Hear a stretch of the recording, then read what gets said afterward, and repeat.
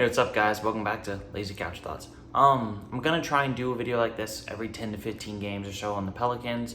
Kind of give an update. That way I don't have to try and write a blog after every game because they play 72 games. It'd be a lot. So probably gonna try and break it up into chunks like this.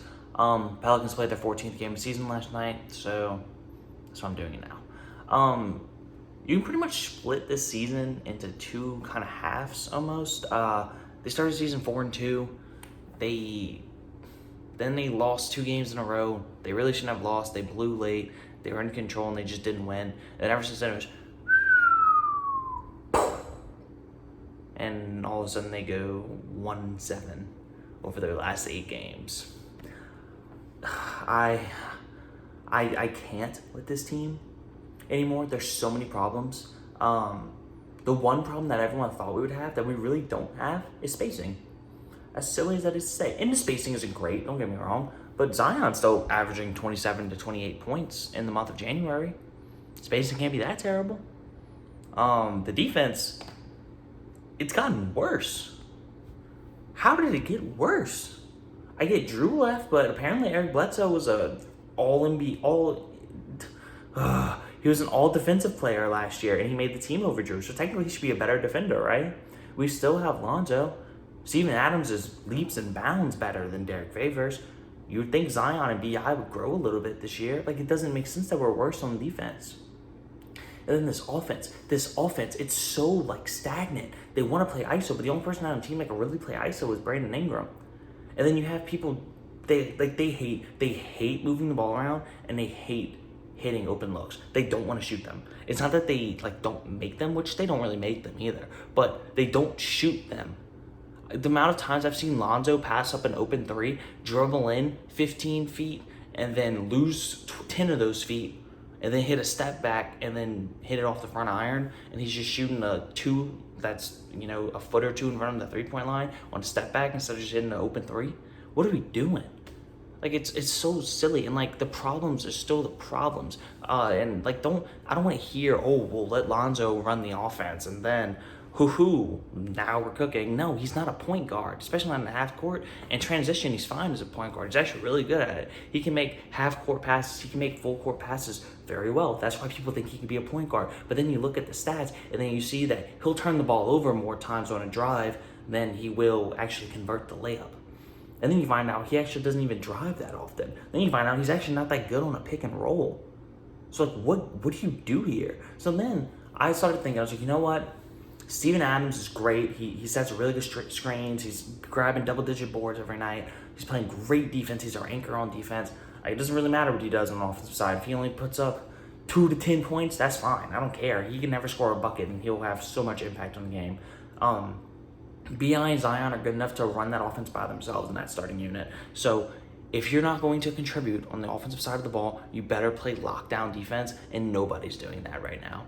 Bledsoe, Lonzo, they're not playing defense right now. The only person on the team that's playing real defense is Steven Adams, and then maybe Josh Hart. Maybe it's just terrible at this point. I can't watch this team anymore because they'll start off the first quarter so hot, and then when the starters come out, they'll lose it, and the other team will go on a run. And then in the third quarter, for some reason, with our starters on the court, that's when the other team starts to pull away in the game, and then we just can't make a run. The Jazz were on a 25-2 run yesterday in the third quarter. 25-2. How does that happen? Bro, get to the free throw line, drive. You have Zion, you have B.I. Let them hit some shots because they can B.I.'s a walking bucket. We know that. He had 20 points at the half yesterday. He didn't have a single foul, turnover, assist, rebound. There's no other evidence that he even played in the game outside of his points.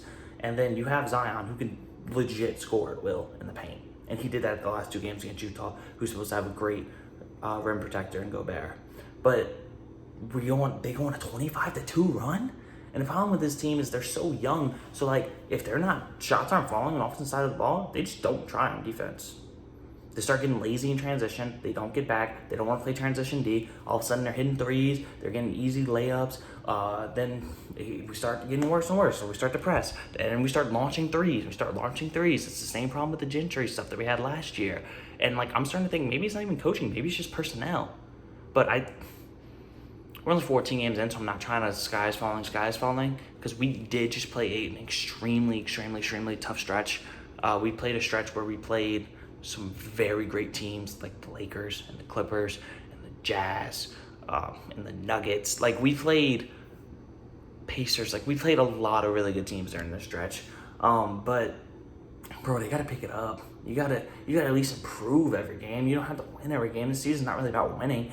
It's about improving and like growing as a player and as a team. And it's just a lot. I'm not about to cry. I got like a tickle in my throat, but it's honestly getting frustrating to watch, because like I'm not feeling satisfaction in this team, because this is a young team that's supposed to be growing together and playing better and better every game. And this is a team that should compete. They have Brandon Ingram, they have Zion Williamson, they have Steven Adams. Those three players are really good players. BI and Zion are probably going to be all-stars this year. Steven Adams is a tremendous role player. Tremendous. He's not like a role player like, oh, off the bench. No, like he is a start every single game, give you 30 minutes. He's going to go get you double digits boards. He's going to get you 5 screen assists every game, and he's going to be an anchor on defense. That's just what he does.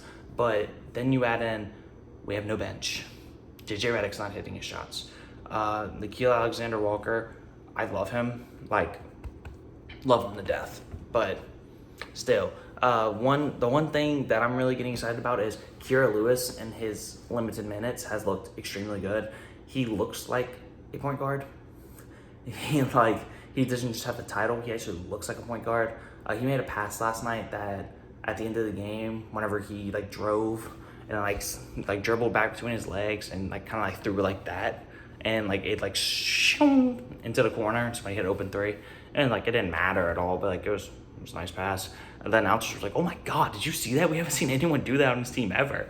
Nickeil looks good and stretches. I love Nickeil. I think he's gonna be a good player.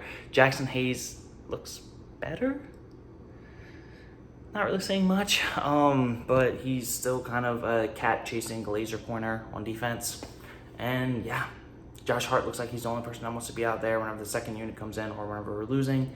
And that's just kind of the way the season's gone. I'm really getting upset. I really need to see some changes soon with the attitude of this team and the hustle level of this team. I still trust Stan Van Gundy. People are already trying to fire him for whatever reason, but he's preaching the right things. And even if those things never come to fruition, at least he's yelling it at them in practice, letting them know like, hey, you suck at this, which is, true. It's the effort, it's the energy, all that stuff is just terrible. But yeah, we really got to pick it up. I see a lot of people fantasizing about the Bradley Beal trade. I would love it because, Bradley Beal's a great player. But we're so bad on defense right now that it might not even make a difference, no matter how good he is on offense. But again, this season's about growth. I honestly don't expect Lonzo to be here by the end of the year. I think we're going to trade him. I don't think we see him as like a future part of this plan. I think we see the future as Kira at the point, Nickeil at the 2, BI, Zion, and then Jackson Hayes eventually down the line. But right now, for the next 3 years, Steven Adams. So I'm okay with that lineup. 2 or 3 years from now, that's going to be an extremely good team. I'm trying to be patient. Pelicans plans, please also be patient. If you see people being impatient, try to talk them off a cliff, or don't. You don't have to. Nobody's going to hold you to that. But yep, that's pretty much going to do it for today. We're going to watch some football this weekend. Try not to cry watching the NFC Championship game. I probably will. I already did. I put out a blog already about Drew Brees today. I was sad the whole time of writing it. But yep, that's pretty much how my morning started. Hopefully the Pelicans can pick this up. And hopefully we start watching some winning basketball. Because when the Pelicans are competitive, then New Orleans really does turn into a basketball town for those months, especially when the Saints are off. So hopefully they can give us something to watch while we start this painful off season that the Saints are going to have between salary cap hell and Drew retiring and all kinds of other stuff. But anyways, I'll see you guys next week. Have a great weekend, and let's watch football until our eyes bleed. Peace.